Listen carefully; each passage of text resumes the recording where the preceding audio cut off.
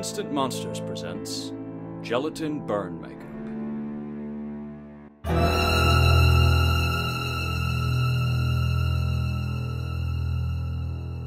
Part 2. Painting. In part 1 of this tutorial, we created a burn makeup using gelatin. Unlike a prosthetic, this makeup is built up right on the skin with almost no prep time. Once the structure of this burn is in place, it's time to add color. For this tutorial, I'll be using alcohol-activated makeup. It uses 99% alcohol to activate. Don't try using 70% or 91%, which are the two most common types of rubbing alcohol. These won't dissolve the makeup completely, and you'll end up with little chunks of undissolved pigment while you're trying to work. One of the great things about alcohol-activated makeup is that you can use it either as a thick paint or as a thin wash, almost like watercolors, depending on how much alcohol you use. For this burn, I'm starting with a thin pink wash over the entire makeup. It'll establish the base rawness of the burn, and is a good color to extend past the gelatin onto the skin to tie everything together.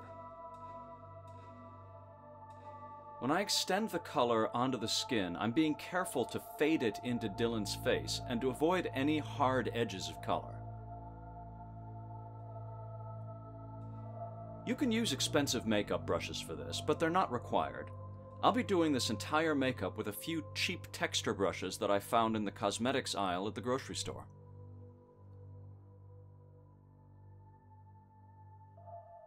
Next, apply a darker pink over the entire burn, using less alcohol so that more of the brush's texture will show through. This slight modeling is starting to build up interesting textures and patterns into the burn. I'm doing this modeling more intensely in some areas and less in others, based completely on what I feel looks good in the moment. Doing research of real burn victims can be very helpful in teaching you the colors and patterns to use.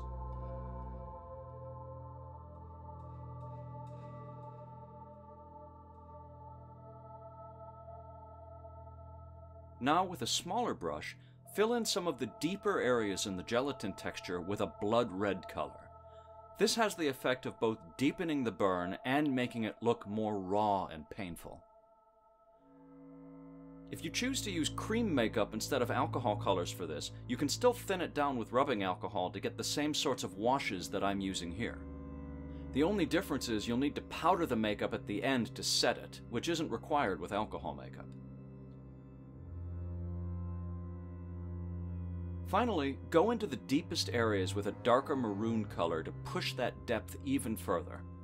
I'm being pretty selective with my placement here. If you use too much, it'll lose its impact. Just punch up those deepest areas.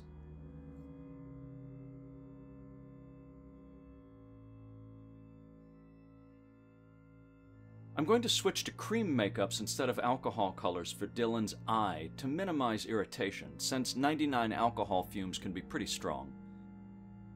When using creams, I'm scooping out a little of the makeup onto a palette instead of re-dipping into the container, which is an important hygiene rule if you're going to work on other people. It's a good idea even if you're just doing makeup on yourself. That way it keeps the container of cream makeup clean and pristine.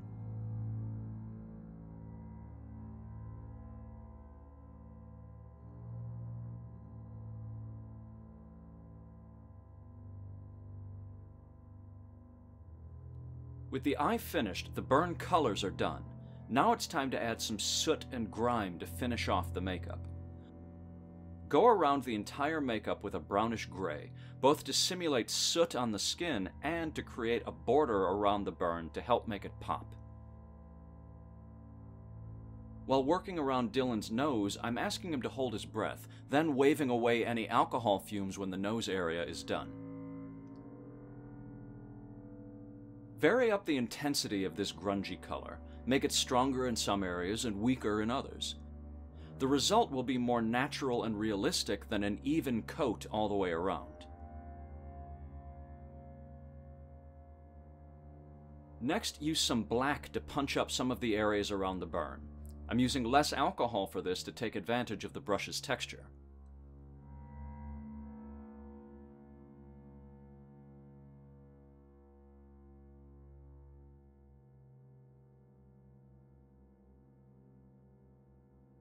Finally, you want to dry brush some black over the entire burn, just hitting the highest points of the gelatin and giving the whole thing a charred look.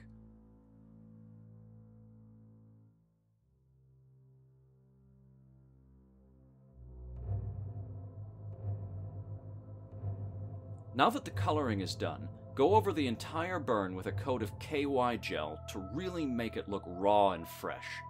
Over top of that, you can finish the makeup with some final char, using makeup powders, black sand as seen here, or even crushed up Oreos.